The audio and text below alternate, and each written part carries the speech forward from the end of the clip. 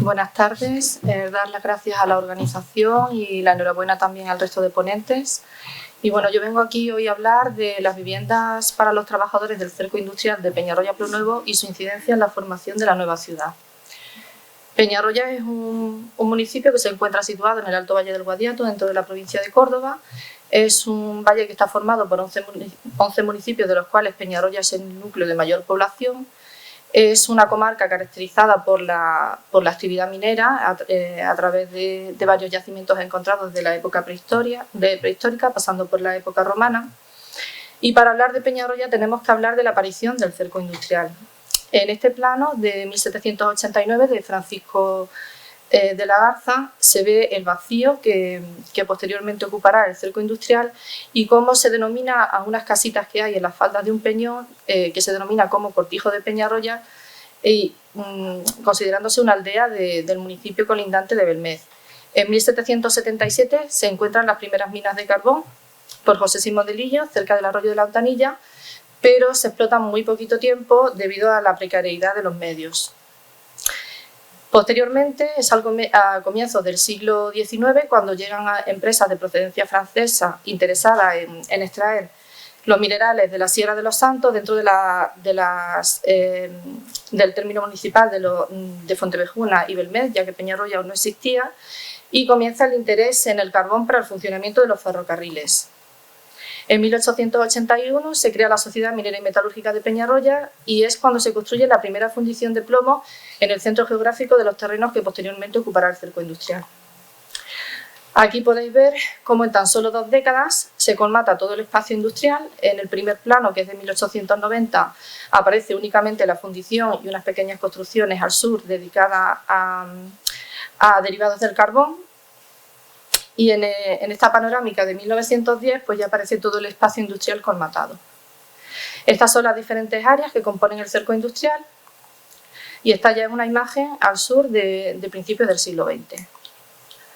Actualmente esta es la situación que presenta esta antigua industria dentro del municipio, que se encuentra totalmente abandonada. Y hablamos de la casuística especial de Peñarroya Plonuevo porque la actividad industrial va a ser el origen de la nueva población. Tenemos constancia de la aldea de Peñarroya desde el siglo XIV, pero no será hasta 1875 cuando se construyan las primeras viviendas en el límite noroeste del cerco industrial. Y Peñarroya también irá acogiendo trabajadores que vendrán a trabajar a esta área industrial. En 1894, Plonuevo se segrega de Belmez y es llamado Plonuevo del Terrible. Y en 1900 se colmata el primer barrio francés con la construcción de un segundo ensanche, siendo este el inicio de la nueva ciudad.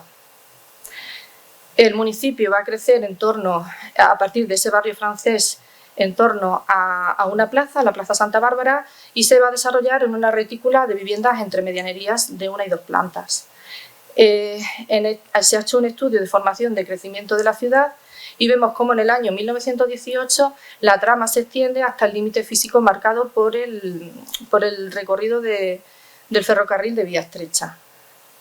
En 1927 se unen las dos villas y pasa a llamarse Peñarroya Plonuevo, y en 1929 el rey Alfonso XIII le concede el título de ciudad. Posteriormente, en los años siguientes, se salta la barrera física del ferrocarril de vía estrecha y se construyen todos los barrios que unirán físicamente y terminará completándose la trama actual. En cuanto a los estudios y actuaciones realizadas para la puesta en valor del patrimonio de Peñarroya Plonuevo, no es hasta el año 2005 cuando identificamos por primera vez el patrimonio urbano existente, tanto dentro del cerco industrial como dentro del municipio, vinculado a la actividad industrial, y se realizan 3 trabajos para la Junta de Andalucía. Uno, identificándose el patrimonio industrial dentro del cerco industrial, un segundo, identificándose las edificaciones ferroviarias en el año 2007, y un último, identificando las edificaciones dentro del casco urbano vinculadas al patrimonio industrial en el año 2008. Finalmente, obtenemos la declaración en el año 2018 con 53 inmuebles. Se proponen en el año 2008 137, 57 dentro del cerco industrial, 25 ferroviarios y 55 dentro del casco urbano. Actualmente me encuentro desarrollando mi tesis doctoral, que se titula El cerco industrial de Peñarroya Pueblo Nuevo, génesis de una ciudad moderna, cuyo objetivo principal es posicionar a Peñarroya Pueblo Nuevo como primera ciudad industrial de nueva creación en España. Para ello se ha realizado un estudio pormenorizado de los inmuebles, se ha estudiado el desarrollo de una tipología arquitectónica característica del lugar importada de las corrientes europeas del momento en pleno desarrollo, se ha estudiado el proceso de formación y crecimiento del cerco industrial y su incidencia directa en la formación y crecimiento de la nueva ciudad, se ha hecho un estudio comparativo con los poblados industriales surgidos en España y con el crecimiento de nuevos barrios en las ciudades y poblaciones ya existentes, se ha hecho un estudio de los barrios obreros de Peñarroya Pueblo Nuevo y la arquitectura resultante de la industrialización del lugar y finalmente se pretende terminar con una propuesta de planificación y pautas a seguir para la recuperación del cerco industrial. Se ha hecho ese estudio pormenorizado de los inmuebles del cerco industrial realizando un levantamiento tridimensional. Se ha estudiado la tipología arquitectónica de estos inmuebles. Se ha creado un tour virtual que puede ser ya visitable a través de una página web, cercoindustrialvirtual.com. Se ha estudiado el proceso de formación y crecimiento del cerco industrial y su incidencia directa en la formación y crecimiento de la ciudad. Y las tipologías resultantes edificatorias. Encontramos en primer lugar el barrio francés primitivo.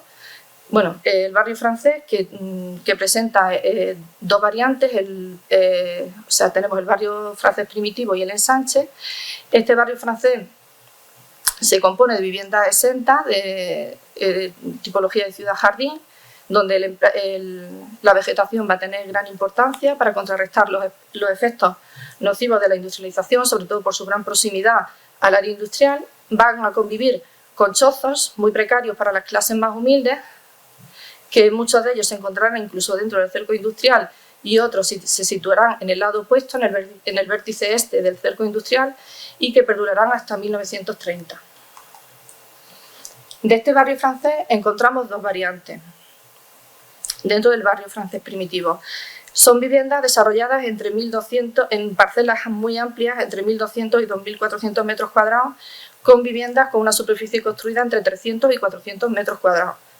Son edificaciones muy simples, son grandes edificios longitudinales que recuerdan un poco a los edificios industriales que se encuentran dentro del cerco y se caracterizarán por una tipología arquitectónica autóctona que es los muros de cal y carbonilla. Estas dos variantes se diferencian en función del acceso, en función de la posición de la edificación dentro de la parcela. El ensanche del barrio francés va reduciendo el tamaño de las parcelas. Encontramos en la variante 1 parcelas de 500 metros cuadrados y viviendas de 140 metros cuadrados de superficie, unidas 2 a 2, viviendas pareadas con jardín perimetral. Y la variante 2 serían las edificaciones adosadas con jardín delantero y patio posterior. En ellas prima la vegetación y será la zona que se diferencie del resto de la ciudad por la gran arboleda que presenta.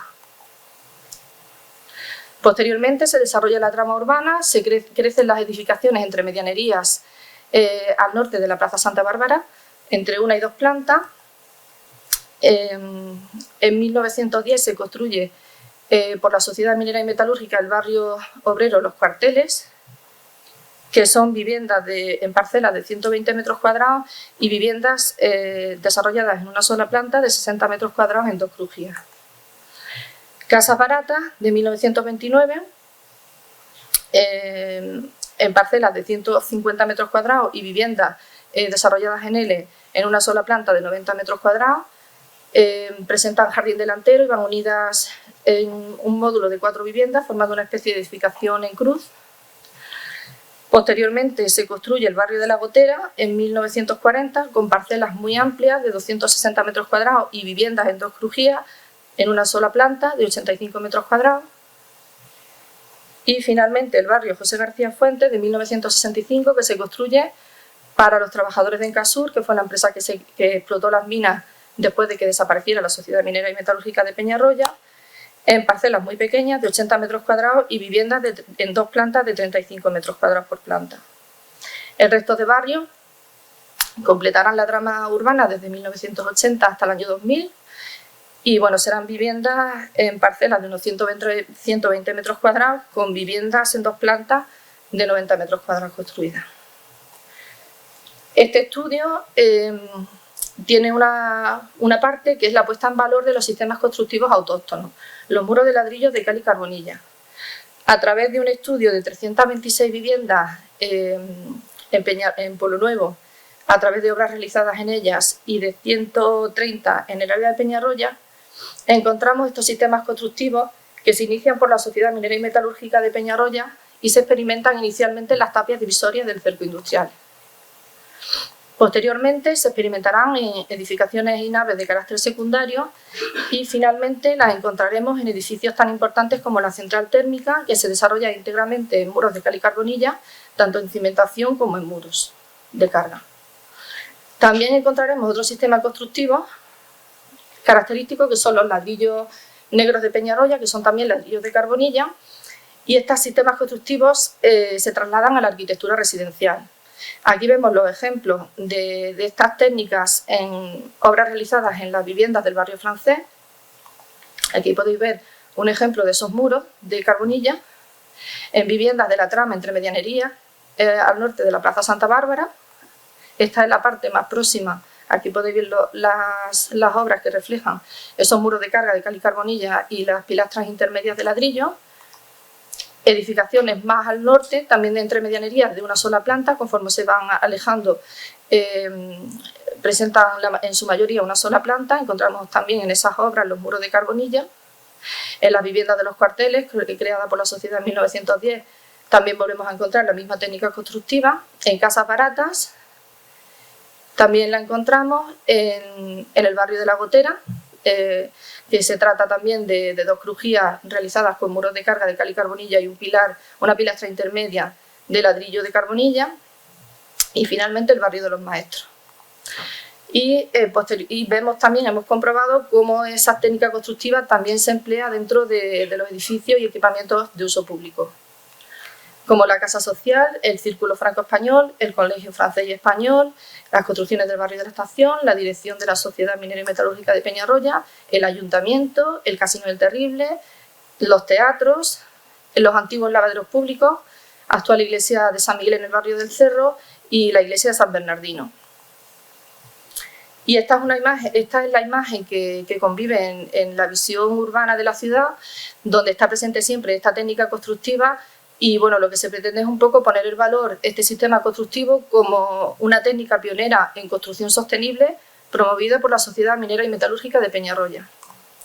Y eso es todo. Muchas gracias por vuestra atención.